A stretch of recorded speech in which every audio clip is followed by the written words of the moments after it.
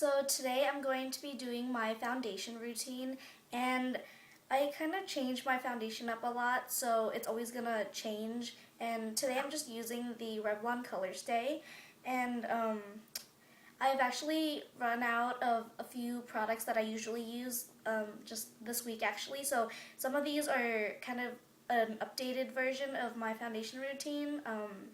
I'll mention it as I go along. So I'm just gonna get started. I just showered, so my hair is still wet, but I'm just gonna tie it up real quick, and then I will get right into it. And I've already moisturized my face. I've put on Vaseline petroleum jelly on my dry spots. I put on my lips so it's shiny, and then I have some other shiny spots. And the primer that I used to use was the Monistat powder shafting gel, and I really liked that because I have dry spots. I always tend to put a thicker moisturizer on my dry spots, and what I liked about that was that it mattified my face, putting a thin layer before I put my foundation on, which I really liked. So today I'm going to be trying for the first time Smashbox Photo Finish, and you guys have all heard about this. I've heard amazing things about this, but this is kind of my first impression of the product, so let's see how it goes.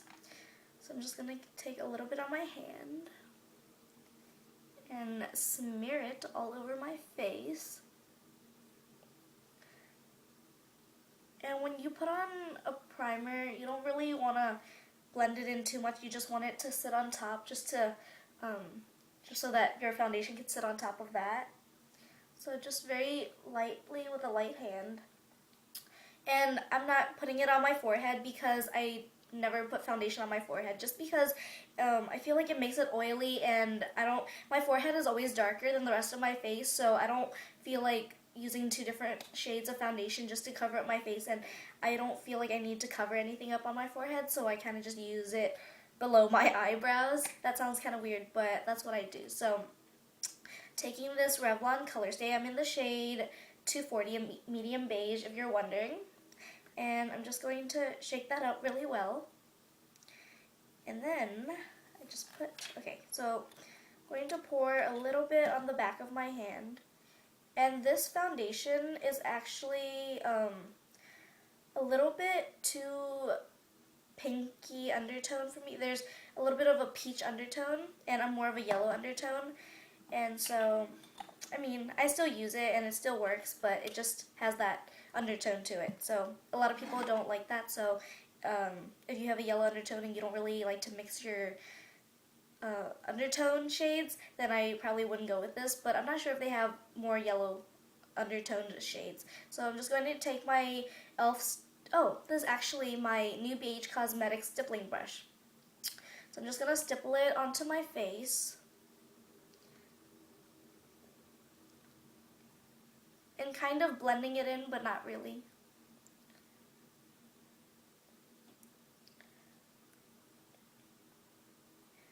And this is one of my fuller coverage foundations, and this is good because I've actually just run out of my, I finished my MAC pressed powder, the MAC Fix pressed powder, I think. And so that was my full coverage powder, and I actually need a new one. But so let me know if you guys know of a good full coverage powder that provides more coverage on top of the foundation, because I'm looking for that. So I don't put it on my forehead, and I don't even put it on my nose, because when I put it on my nose, I find that it gets cakey. I kind of put it on the bridge, but not on this part, because I have like a big blackhead problem, so it tends to dry up over here, because I'll put the spot treatment for it to dry it up. So, and I also blow my nose a lot because I have bad allergies kind of all year round, so I don't put it on my nose, and if I do, I don't put a lot, and I don't powder it. So just like that. And then I'm going to be taking my e.l.f. powder brush, just a flat top kind of kabuki brush, I guess, and I'm going to be blending it out in circular motions. Not a harsh blend, just very lightly, just to give it a more natural looking finish and not so streaky, because stippling brushes tend to do that. And I'm looking down here because my mirror is right here. So just like that. And then I'm also trying a new concealer that I've been really liking, and it's the Sonia Kashuk Hidden Agenda palette. And I got this at Target for $10. I have really been liking this. So it looks like that. And I usually just use this light shade and this medium shade and mix it together to cover up my under eye area. So I kind of just dip my finger back and forth in between, and then I'll put it down here. And just patting it in, not swiping it, because that's a waste of a concealer. And I also put it over my eyelids.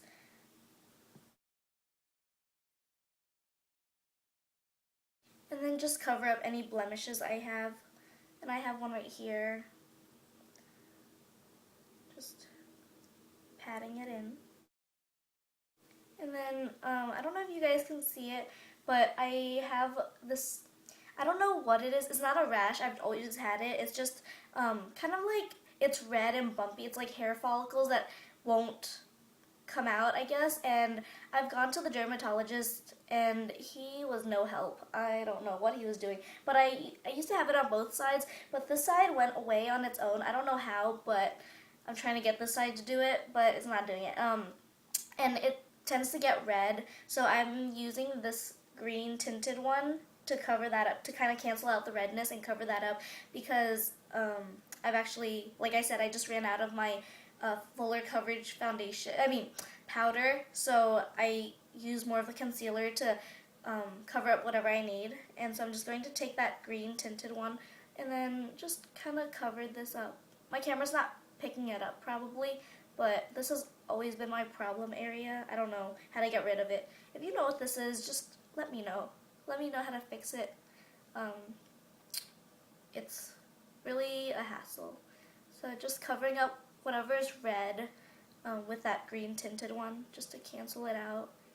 And then you don't have to cake on all that powder.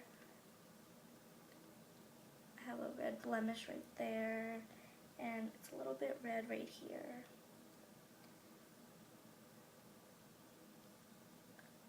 And this side's actually kind of bad today. It has been going away on this side, but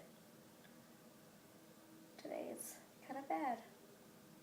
Well, it's coming back. I don't know. So just like that. And then I'm going to be taking this little powder that comes with it. It's a little concealer powder, and I'm going to be setting the areas that I put concealer on, just under my eyes usually, and then wherever else.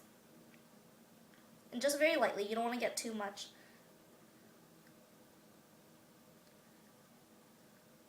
Just want to set it so that it stays on all day.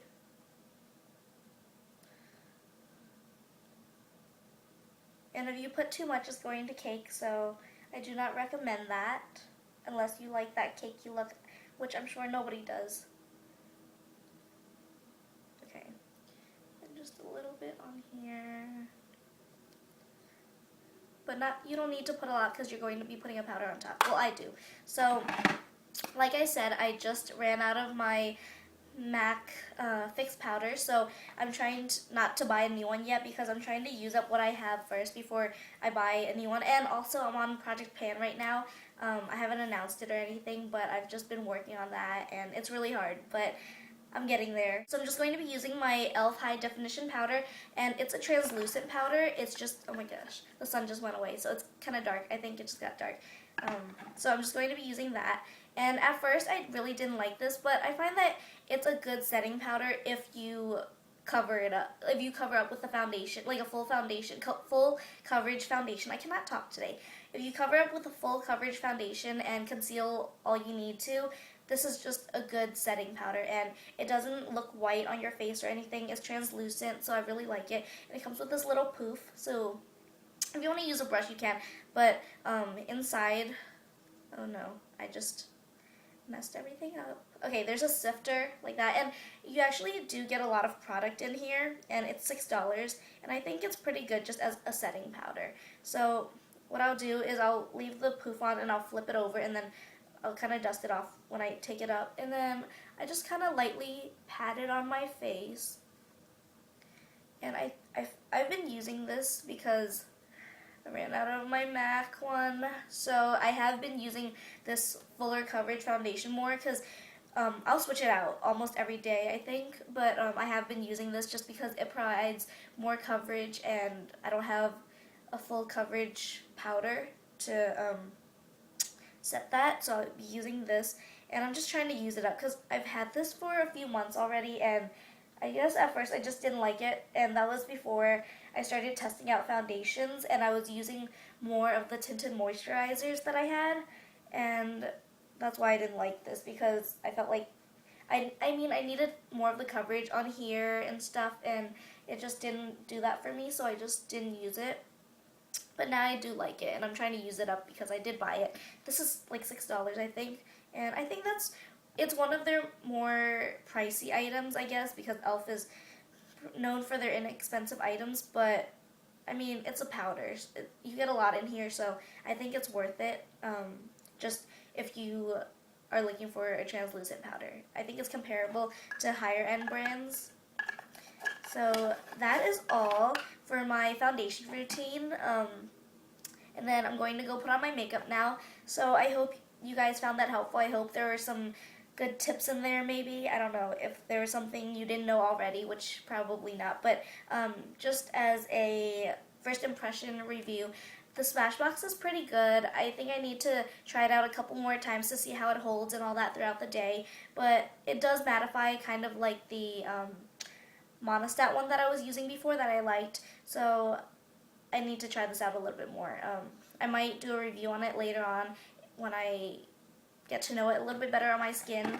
And so yeah, this was more of my updated foundation routine. So I hope you found that helpful. Thanks for watching, and I'll see you guys later. Bye.